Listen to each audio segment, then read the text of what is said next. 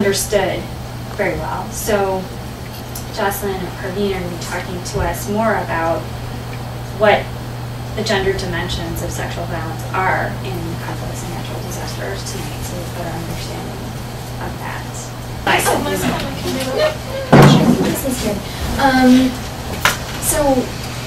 My name is Jocelyn Kelly. I'm the director of the Women in War program at the Harvard Humanitarian Initiative, which is an interfaculty group just across the street at 14 Story Street. And interfaculty group is kind of Harvard's fancy way of saying that we sit above kind of the structure of the schools under the provost's office. And the reason for that is that a fundamental kind of tenet of HHI is that humanitarian crisis and humanitarian disasters are fundamentally a complex interdisciplinary issue, and as such should be treated in an interdisciplinary, non-segmented way. And so that's really kind of at the heart and spirit of HHI and some of the work we do. And I kind of feel like I'm actually sitting in this experts working group because you guys are all incredibly accomplished in your own right. And so what I'm hoping is that I can throw some ideas out there, and I like being interrupted, so please jump in now. And I know Sahan has built in tons and tons of time for Q&A as well, so that's really exciting.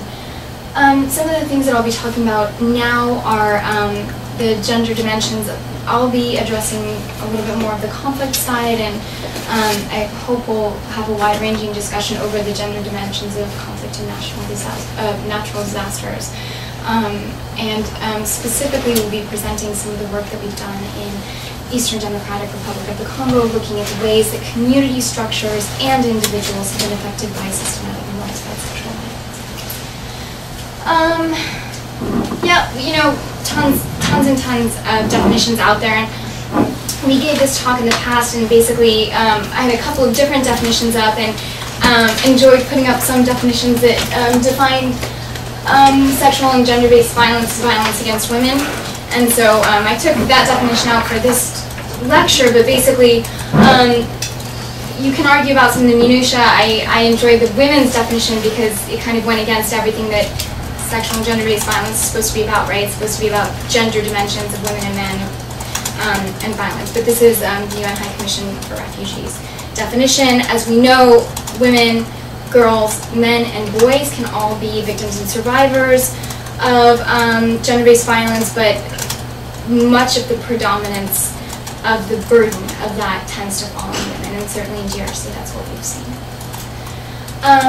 Really quickly, just kind of in recognition, I don't want to dwell on this too much, in recognition of what Sahan was saying, we're finding ourselves at kind of this decade-plus anniversary of UN Security Council Resolution 1325 that, again, as you said, grab bag of all sorts of wonderful sentiments about the importance of protecting women, engaging women in peace building, having more women participate in UN field-based operations, more peacekeepers, MILOP, civilian police, and military personnel being women, and including kind of a gender mainstreaming approach into some of the ways that we look at security and natural disasters. This is particularly salient in light of the fact that UN Women was created in February of 2011, as many of you know, right? So the UN basically said, this is something the UN has been faulted for in the past, right? What's your approach to women? And I know, Sahani, you can speak about this much more, but the argument was they didn't have a really phenomenal office where they talked about women's issues in a centralized place. And yes, there was UNIFEM, and yes, you know, UNICEF addressing these issues, but it wasn't really kind of this thoughtful, unified approach. And Alexandria, I would love to hear your comments on this later, because it sounds like you were kind of at the heart of some of these things. So UN Women was created to sort of centralize women's issues and say, all right, how are we going to now bring this all together and really make this work? And UN Women, now that the fanfare has died down, has to say, okay, here's our mandate. What do we do now? And I know we're on camera, but I think one of the challenges they probably have is figuring out where to get their on-the-ground, really impactful programming going, right? How do we get our boots on the ground? How do we prove ourselves as UN Women? Where do we do that? What issues do we start engaging with?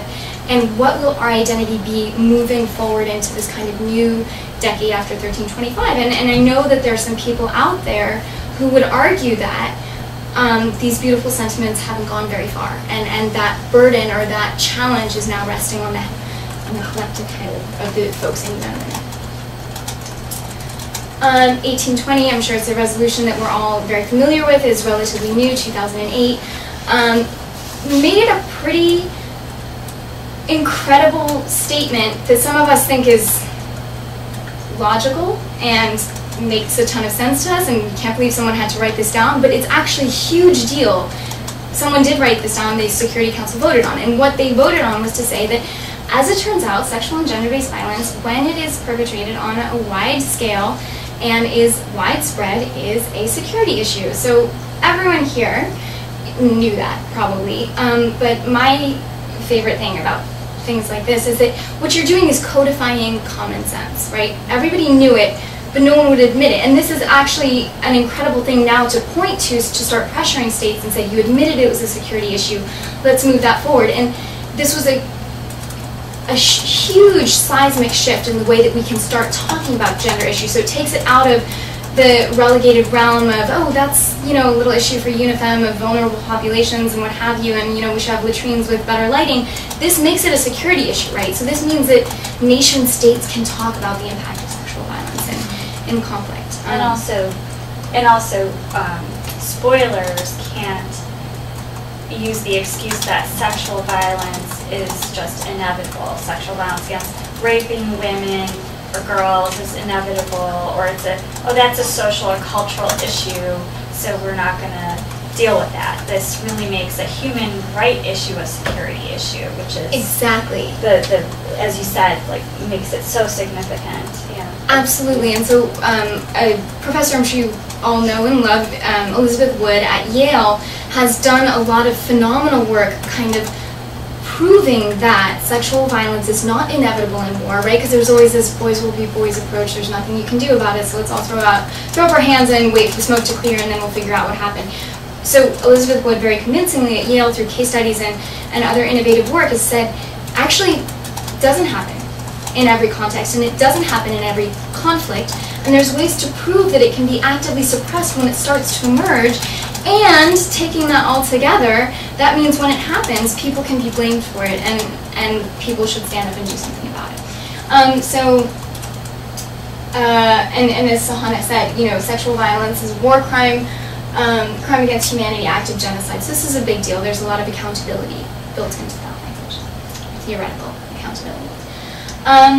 So all of that is to say that it's an extraordinarily exciting, dynamic time to be working on a very challenging and sad issue, which is sexual violence and humanitarian crisis. What I'd like to spend a little bit of time on today is basically a bit of a case study or thought experiment for us all to bat around, which is to start to unpack the mechanisms by which sexual violence can destabilize communities. So the actual on-the-ground, interpersonal, community-based mechanisms by which sexual violence can be a strategy of war, a crime against humanity, a widespread and systematic attack against a certain people. So I guess this is my spoiler slide, because I put everything out there, and I guess I could just stop now. But one of the things that's interesting about sexual violence is that it's sexual violence, right? So it's sexual. Like, that's not even a word you can say in many places because it's so sensitive. So it's different than murder, and it's different from extrajudicial killings, and it's different from beatings. It's really something unique. And it's a very kind of targeted tool or strategy to demoralize the population. Women who have been raped are often seen as morally and physically unclean, and the violence not only works through PTSD, through the individual, through the family, through the community networks, but there's something impactful beyond that, right? So if you beat a woman and threw her back into the house, everybody would be traumatized and upset, but there's something about raping her and then the possibility of having a pregnancy resulting from that rape, basically giving birth to a child born of a rape. So, you know, many people, for instance, in DRC would say you're basically raising an enemy in your own home or a snake in your own home and things like that. So there's ways in which sexual violence is unique. Strong community mores against having sex outside of marriage, the intense stigma associated with just talking about sex in many cultures. Many societies place value on women through their reproductive health and reproductive exclusivity, and that, as we talked about, rape can lead to the impregnation, having a child born of rape, and then, of course, STIs and HIV, which is a hugely emergent, very powerful issue. So I'm going to skip really kind of quickly over HHI's research approach, and just to say that we've been working in Eastern Democratic Republic since about 2006, 2007, and I've done quite a number of studies there. A few quick notes about our approach is that we try to take a gendered approach, and that kind of there's this unspoken rule where we don't really just study women or just study men, but almost every project that we undertake, we try to look at how men, women, and communities all experience a particular issue. We try not only to focus on the vulnerabilities, but also the resiliencies and adaptive community protection strategies. And so we really try to take this mixed methods triangulation approach, where we take qualitative and quantitative studies, clinical charts, et cetera, because as you know, it's very challenging to study something that is as sensitive, not only sexual violence, but sexual violence related to conflict. And so we try to open our toolbox and say, okay, what are the different tools to get a slightly different angle on this problem? We do that through qualitative and quantitative methods, and then, of course, talking to multiple different actors about how they've been affected by this. So having said that, I will present to you results from one of our community-based qualitative studies that looks at both men and women and how they think about, experience, talk about sexual violence in their communities related to the decades-long conflict in DRC. And I think, if it's okay, I would rather not give background on the conflict. If it's okay, we can just move ahead with the results. So one of the really fascinating things is just, as a researcher, you think about things in a particular way, and I have all this amazing kind of jargon about sexual violence, but a lot of communities affected by sexual violence don't sit around and come up with vocabulary all the time about how they think about a problem. And so the most important thing when you go into somewhere is say, what does this mean to you? Because you are actually the experts in the issue, and I'm trying to learn what you already know. And of course, the first step in that is to have the definition. And so sexual violence, as you would imagine, was defined by both men and women in focus groups as having sex, forcing a woman to have sex against her will. And so, already there's really very little recognition that sexual violence occurs against men. So in this context, it is sexual violence against women. That's how it's constructed. However, when we talked to men especially, what was fascinating is that they talked about sexual violence as destruction, as an existential threat to their country. And on a side note, when we talked to militia soldiers in DRC, they said specifically it was one of the reasons they took up arms, to defend Congo against rape by foreigners, which is fascinating. So, this one, the problem of rape is destroying our households and families. Foreigners are coming and raping our wives, devastating them.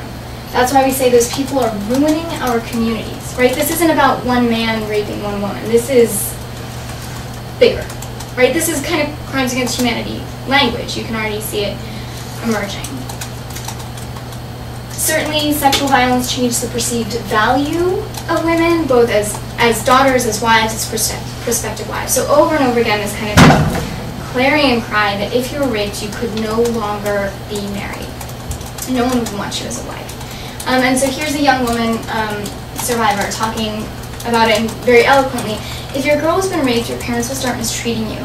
They can't understand you've been forced and it wasn't your fault. You'll never get married. They'll chase you or throw you out because you're not worth anything. You lose all your value because nobody will marry you. This is very economic, right? I mean, this kind of covers the whole gamut. This is someone speaking very eloquently about what she's now facing as an unmarried young woman who experienced sexual violence. And so everything from issues of fault that are kind of like caught up in how we think about sexual violence. So a lot of times there is victim blame that is is often somewhat hidden, but lies at the heart of why women are unclean, because somehow they might have asked for it. And a big part of it is that she'll just never be able to get married, she'll never be able to earn money or leave her parents' household. Customs contribute to the stigmatization of survivors. One of the most fascinating things I found from this study was that as we had these conversations, it became increasingly clear that, again, this issue of fault, there was this subtext that the women had somehow brought this on themselves, and it was hidden enough that often when we talked to men, we said, so, you know, is it a woman's fault if she was raped or if she experienced sexual violence? And always, you know, almost always start with no, it's not her fault. And then 1, 2, 3, but she really shouldn't have, ... right? So there's this like, first, no, it's definitely not her fault. And then if you wait long enough, definitely there's something else coming. And when we talked to pastors, what was really interesting, pastors who are kind of thought leaders in their communities, they would say, you know, it's not really a woman's fault, but the Bible says one man, one woman, so she's still unclean and she's got to go. So very, very interesting, kind of deeply embedded, hidden values around experiencing sexual violence. This woman, this is my favorite quote, and I know it seems simple. If you have sex outside of your marriage, nobody will consider you a woman. This is what we heard over and over again. It took me a second, because we were talking about sexual violence and conflict, and that's kind of, you know, the lens I was looking through. There's no distinction in the way people talk about sexual violence and conflict and adultery. Right? So again, we get back to the fault thing. So the mores that have, the punishments and mores that used to apply to adulteresses are now being applied to victims of sexual violence, gang raped by 20 armed men. There's no way it's her fault, right? But she's being punished for being raped. So this is really comes out saliently in issues around family care. This woman says, in my village, when the husband is sick, customs don't allow women who committed adultery or have had sex with anyone else to look after their husbands. And we also saw this around breastfeeding. So women are seen as so unclean that they can't breastfeed their babies because they'll curse the baby in return. And so what husbands say then is that they feel compelled to stigmatize women or throw them out of the household because they're following these customs that were originally formulated around adultery that are now being applied to sexual violence and conflict. So you almost see communities kind of counterintuitively amplifying the effect of sexual violence through these really harmful customs that, you know, from our standpoint as outsiders, you could say, but if you just didn't believe that, you know, maybe it would be a less destructive kind of strategy.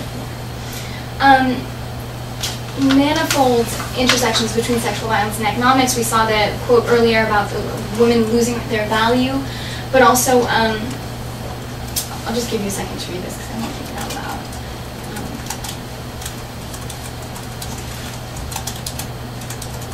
So kind of the takeaway message is that women are too afraid to go out and farm, and women are really the economic drivers in DRC. They're the farmers, they're the ones who go to market, they're the ones who bring home much of the household's income, and women really have stopped going to the fields to the point where rural communities that were food exporting are actually food importing now. And so we see this as sexual violence specifically is a tool which has destroyed economies of communities. And while sexual violence isn't always looked at as a, you know, it's not always put at the top of the security agenda, certainly economics is, and we see that they're actually very tightly linked into ours. Little incentive to farmer save. So again, basically this point of general, there's no incentive to plan for the future because the future is so uncertain, right? So you don't want to farm because someone could steal your crops, and you don't want to save because if people think you're rich, they'll come and rob your house. So economic alternatives, I do think it's important to know. Just to revisit the big picture, this means sexual violence has shifted the way that people make a living, right? It's shifted the entire fundamental economies of many towns in eastern DRC. And of course, the alternatives that people are now turning to are pretty grim. A high increase in transactional sex, prostitution, and sex for work or food on the part of women, so you get into this vicious cycle of vulnerability and victimization.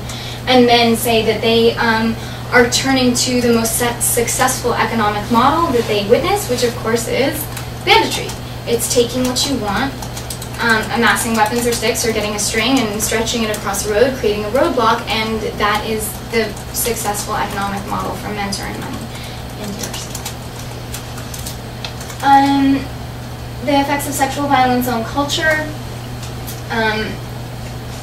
particularly very sad in DRC, quite a bit of forced incest amongst family members. And as you can imagine, this is the worst of the worst that people could experience, and it more or less is a guarantee that families will fall apart as a result. So this was a question about culture. Just, tell us about your community now and the culture of your community.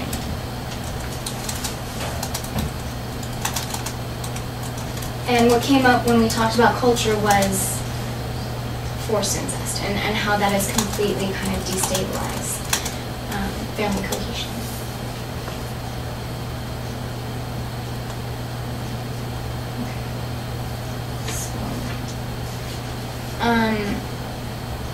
Changes in community leadership. Again, leadership, the typical issue that people are very interested in when they talk about political science and security and things like that.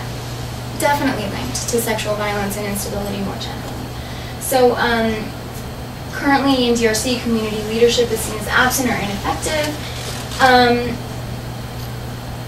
And a lot of times we see leaders are either killed or leaving communities very much kind of without protection or this social cohesion mechanism, and again because of instability, which has largely been brought about by sexual violence. So kind of we're seeing more direct effects and then slightly more zoomed out effects.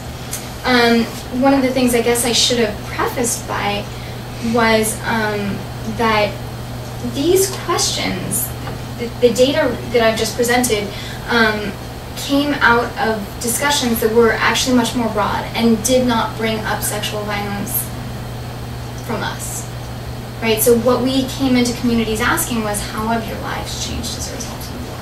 So none of this, this was an important caveat, I apologize for not mentioning it earlier, none of this was led questions about, tell us about sexual violence. We have done that kind of work to better understand how to get to this point, but just so you guys know, we weren't saying tell us about how sexual violence has destroyed your community. What we've actually been saying, these questions were very much solicited from, tell us about marriage after the war, and tell us about what it's like to build a family, or tell us about how you earn money in your household and things like that. And so what was very striking for me was to see the ways in which sexual violence became a part of all of those narratives in a very fundamental way.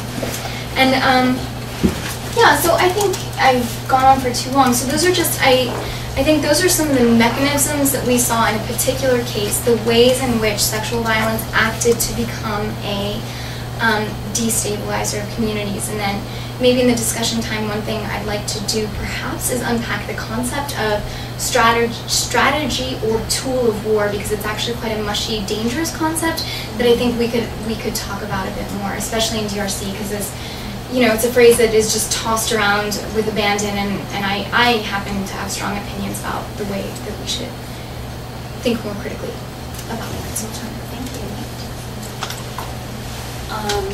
Should we Parveen? Yeah, sure. So I actually my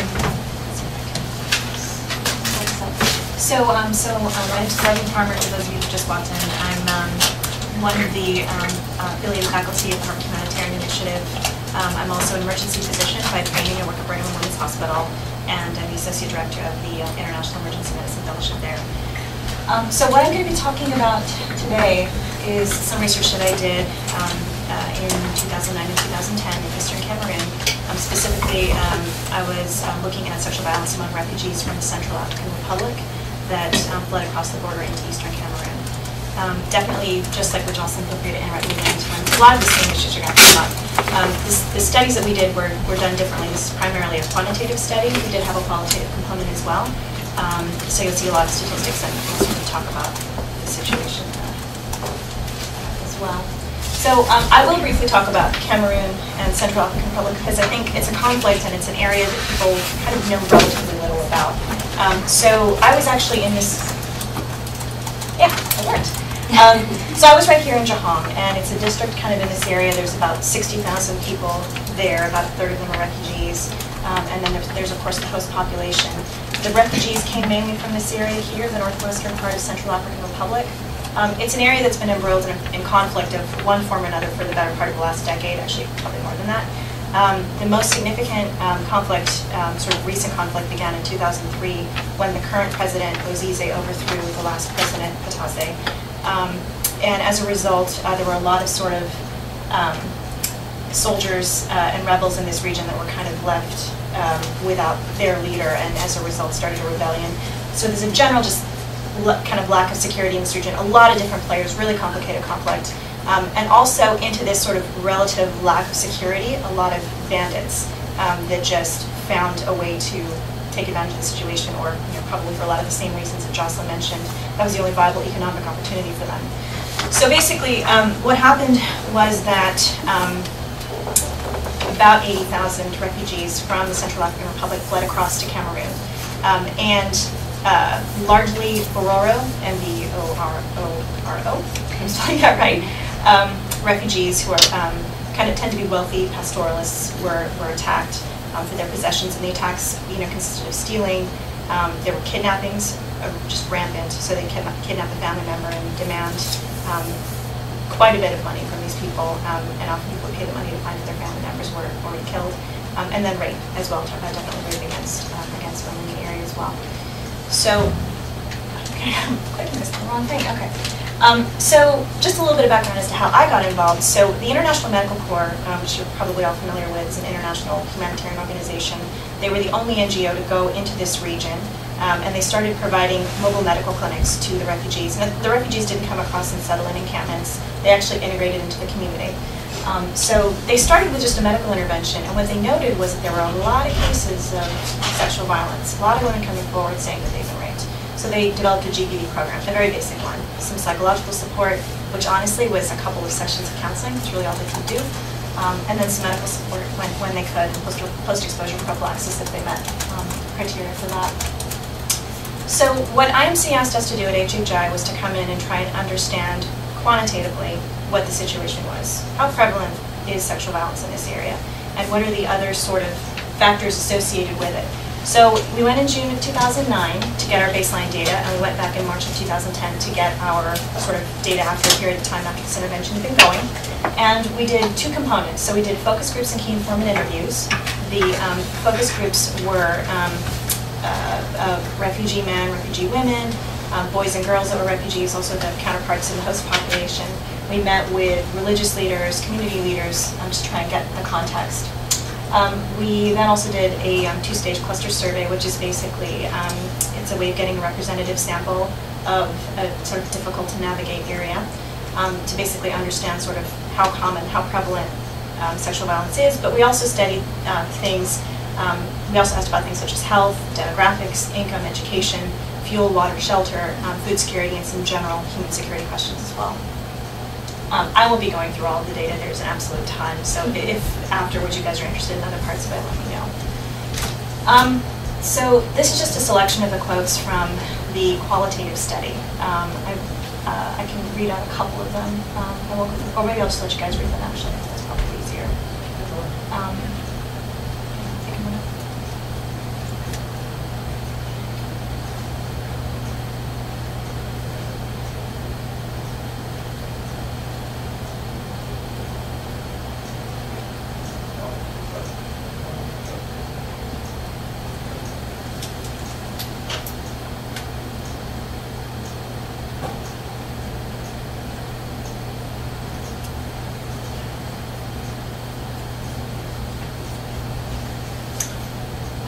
So everyone's had a chance to read through it, but that gives you the context of the types of violence that these people were facing and what they fled. So I'm going to go through some of the data that we found, and I'll go through mainly the quantitative data that we found. And I want you to think about, speaking about UN 1325 and the goals of involving women in peace building and mechanisms for justice and accountability, and what are the realistic sort of limitations that these women are facing in participating in these mechanisms, both in being refugees and being host population receiving these refugees. So just to go through some basic stats, the demographics, we interviewed 600 female head of households. This is a polygamous society. Both Muslim and Christian households tend to have more than one wife. The mean age of the women was 35. All gave verbal informed consent, and the interviews were, of course, conducted in private. This is where the graphs start. So the blue is Cameroonian, and this is refugees. So as I said, about a third of the population are refugees, and 2/3 are Cameroonian. And what you'll see is that I'll sometimes break it down by the data. So you see that the populations are actually relatively stable.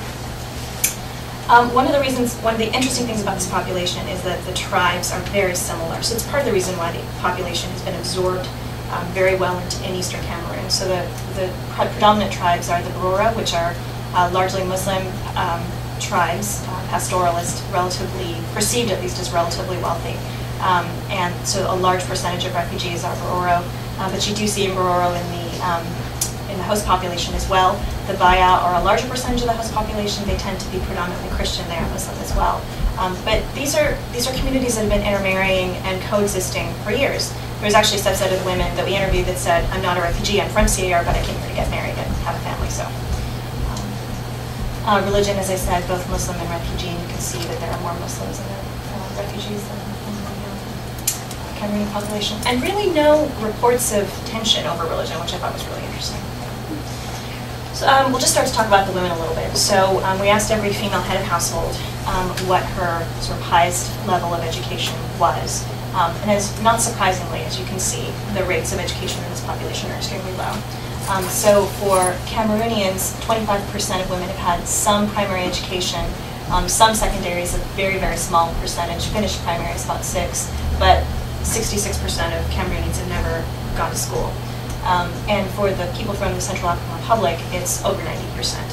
And my guess is, well, what do you guys think would do that, Central African Republic versus Cameroon? Why would women in CAR have as much education in the refugees? Higher than the population in CAR was Muslim? That's an interesting thought. Yeah, no, that's definitely an interesting thought. I think that's definitely a possibility. Yeah, no, different ways. And that's interesting. I'd have to test that against the data broken down by religion, and I don't remember that analysis. So I couldn't tell you if that's right or not. I'm just thinking possibly they don't have girls' schools. They might only have schools for boys. No, I think that's a really good point. So actually what I was going, this is one of those read my mind kind of questions, right? The Central African Republic has been involved in some conflict or another for a really long time, so the infrastructure is just destroyed. So that's my guess, the reason why that's the case. I don't think about religion. Did you have comparative statistics of men's literacy? That would be interesting. We didn't, and I think we could get those comparisons. I mean, there's some, you could probably get nationwide data. I don't think you could get district level data, but you could at least get nationwide data and sort of make a comparison. The only problem is that Jahang district is, for a lot of reasons, very different than the rest of the country, so it would be tricky to make that comparison. But yeah, it would be interesting. So this study is a little bit limited because we were really just interviewing the women, and a lot of the questions were heads of household answering questions about themselves. In a few questions, they spoke for the whole household, but it was really not talking about their own experience. Age of first marriage for the female heads of household. So remember, this is again heads of household, mean age of 35. We asked them when they got married. And the mean age for both populations is about 14 and a half. And the minimum in both populations was 10. Just thinking about the ability of women to fully participate in society and all of these grandiose ideas and achievements that we're trying to make on their behalf, and what's the reality what's their ability to participate in this when this is their reality. Now you could say, okay, this is the heads of household, this is old data, what's the reality that we're dealing with now? And so this kind of gets at that. So what we asked all the women as well was, can you please tell us all of the children in the household, not just yours, but everybody, how old are they and what are they doing? Are they working? Are they in school? Are they married with kids? What are they doing?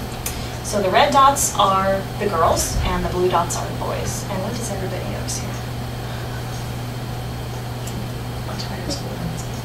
Yeah, absolutely. And I think, so yeah, the boys just consistently, I mean, it's not great, but about 70% or so, if you draw a line, it's kind of in that range. Particular age drop off for girls as well. Yeah, exactly. So where do you if you look right down here, right around age 12, so right around the age of puberty, school attendance just drops. And this is 2009 and 2010. Age of marriage.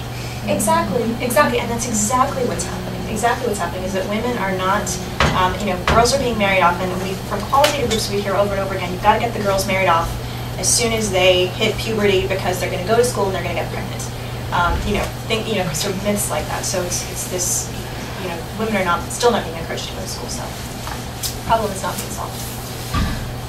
So then the sensitive question, sexual violence. So we actually did ask the question of every female head of household, have you in your lifetime ever experienced sexual violence? And we define that as any forced sexual act. From the qualitative groups, I can tell you that for the most part, women are talking about forced intercourse, although our definition was broader than that. It was really forced intercourse. So this is the data from June of 2009. So this is our baseline data. It's about 16% of both refugees and Cameroonians said that they had experienced sexual violence in their lifetime. And this is the breakdown by, I apologize, this is not the prettiest graph, but, and actually the colors are terrible. I really apologize for that. Okay, so 13%, 13.6% of Cameroonians and 21% of refugees said that they experienced sexual violence during their lifetime. So that's our baseline data. And we can talk about why there's a difference between the two populations, and we'll get into that later. But that's our baseline data. We asked every woman that we interviewed, have you been raped in your lifetime? And then there's an 8-month period where International Medical Corps is doing education at the village level about rape awareness. They're doing intakes. They're providing services. I will say also there was no major influx of refugees during that 8 months. It was secure in Cameroon. There was no security issues. What do you suppose happened to the number of the percentage of sexual violence when I went back 8 months later? It went up. It went up. Exactly. Yeah, exactly. And it was funny. That was so obvious to me, and I said that to the country director. I showed him the data, and he said, "Oh my God, our program's not working." And I said, "Yes, it is." So yeah, it went up, and pretty dramatically. Sorry, on the slide back, did you ask within refugee populations if, where the sexual violence had happened during their? Yeah, no, we did. No, we absolutely did. If it's okay, I'm going to talk about that a little bit later, because there's so much to talk about. I could go on about this forever and ever. I will say that we asked the question not only when did it occur within flight, but we also asked the question, who is the perpetrator? And we'll get into that a little bit later, because that had some surprising answers too. So 16% in June, 35% in March. Go ahead. Sorry, out of curiosity, beyond providing the psychological counseling and medical treatment, were there any other incentives to come forward about gender-based violence? Like, did you receive an extra ration of food because you were going in for medical treatment? Did you, get a day off of being on work duty? Especially within a refugee camp setting, were there, these small incentives to come forward, or was it simply the fact of the educational intervention? There's absolutely no incentive whatsoever. Okay. If anything, you are taking time away from your duties in the field. So you have to remember, so there's no camps here. There's not a camp? No encampment. So the refugees move into the villages as there. So the villages have just expanded. It's just an integration. It's completely integrated, yeah. The refugees settle on the periphery a little bit more because the land is less desirable, but it's integrated. The women do the bulk of the farm work. So beyond getting some medical care, there's really no... So the effect is purely the treatment of education? And there's two different issues here, right? So there's the issue of the women that come forward to the group, to IMC to seek services. That's one group of women. But this survey was done in households, completely separately. So we just went to them and said, "Has this happened to you?" Right, of course. And by the way, we're not giving you anything. Yeah. And if you need services, we can link you to this person. But there's really no incentive for them to tell us one way or the other. So, and IMC actually is really a great organization and did some wonderful work here. But they're really not linked to the mechanisms that provide food or even that provide refugee status. UNHCR doesn't work with IMC. IMC doesn't work with WFP. So they're totally separate, which actually creates its own problems. But this is really no overlap. And I think that's probably fundamentally a good thing. Yeah, well, for your data purposes, certainly. I think it's, yeah, we can talk about that later, but I think it's also probably a good thing for the program as well, because it creates a sense of, you know, you also don't want to get, you don't want to, if women get the sense that their reporting or not reporting is like paid, Right. right, that creates a whole other set of issues, right? And so this is the breakdown by refugee and Cameroonian, so again, in both populations, reporting went up pretty dramatically. So when I went into this population, before I did the study, we all thought this was going to be a huge epidemic of rape by soldiers, rebels, and the Coupe de Route are bandits, that's road cutters in my very bad French. But it turns out, and this is, we asked the question, have you been raped during your lifetime? Then we asked the question, who perpetrated the rape? And of the women that said they had been raped, these are kind of the percentage breakdowns of those that said they had been raped by an armed force or a bandit. And these are not exactly the same people, but there's a lot of overlap, so I combined them for that reason for this graph. But keep in mind that those are different groups, the soldiers, rebels, and Perpetrator. But anyway, but in terms of armed actors, you know, perpetrating rape, it's about 50%, 60% of the refugees, and a really small percentage of Cameroonians. There was an element of the armed sort of bandits that would come across to Cameroon before 2008. They were actually quashed after 2008, so they don't come across anymore. I was surprised by this, actually, and I don't know why I was surprised, because we know that rape is such a common thing in societies, but I was surprised that this was going to be something that women would report, actually. So of the women that have been raped, 10% in 2009 and 20% in 2010 of the Cameroonians said they were raped by a member of the community, and for the refugees, 2% and 12%. And partner spouse, Cameroonians, 70 to 80%. You know, the refugees, it started at 37% and then it went to 50% in March. And when you look at the entire subset of women that said in 2010, it was 64% of those who've been raped have been raped by a partner or spouse.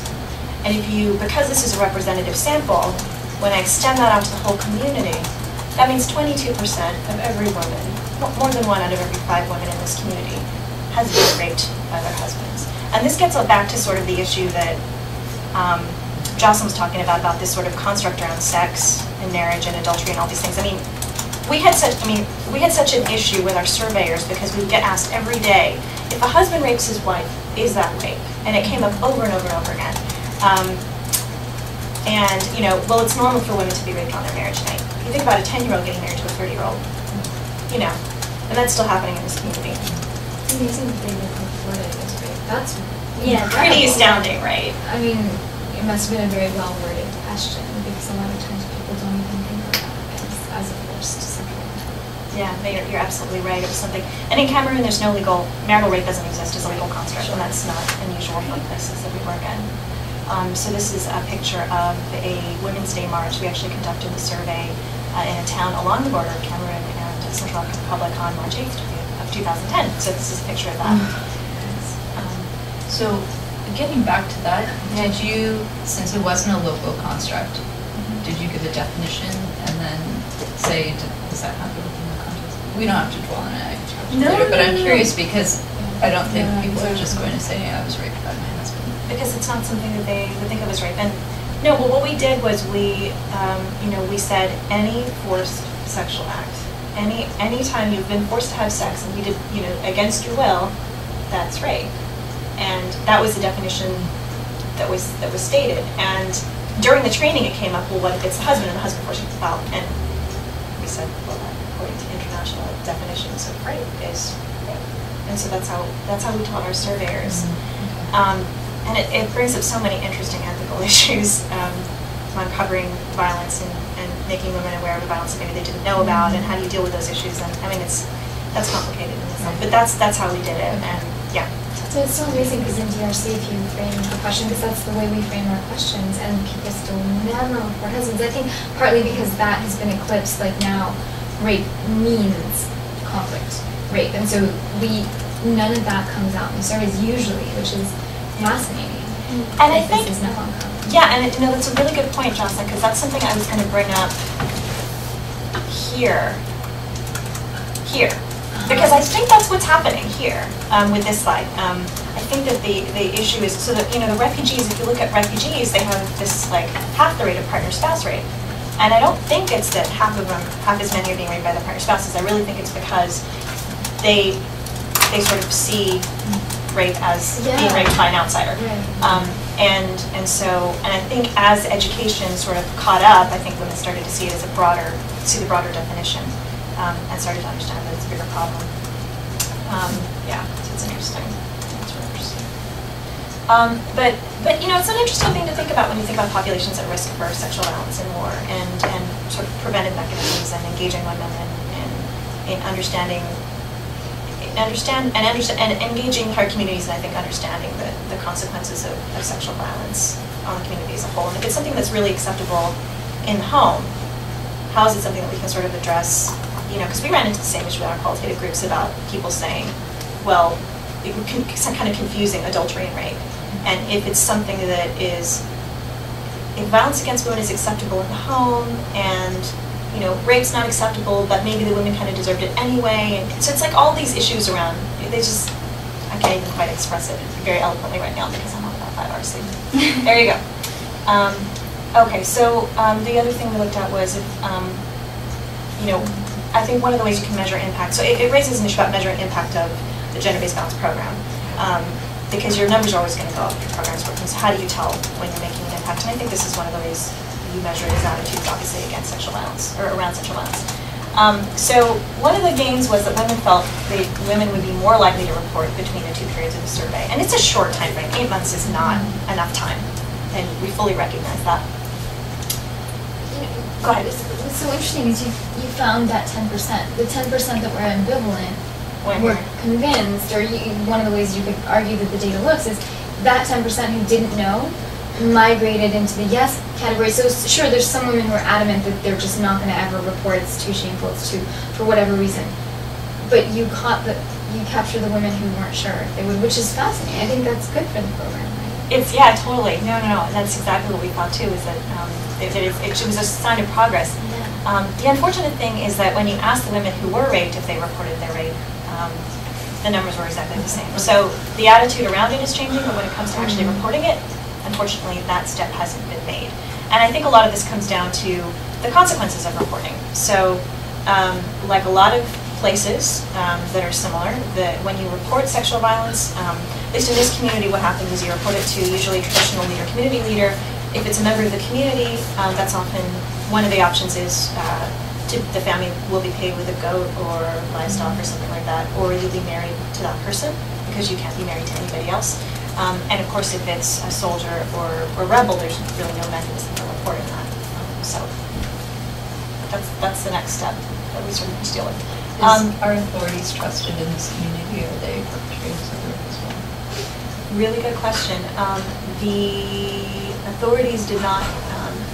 Well, I mean, I suppose it depends on who you are, right? I mean, since partners and male partners are perpetrating rape in such high numbers in this community against spouses, I guess you could argue that maybe the traditional mechanisms that are male-driven, maybe are not accessible to women. I think that's a really good point. But I don't, but they're not committing it in that traditional sort of stranger rape way. One of the things we did find was that women who knew how to do arithmetic, so knew how to sort of do math on a ledger, basic subtraction and addition, had a 7 times less odds of having suffered sexual violence. Really interesting.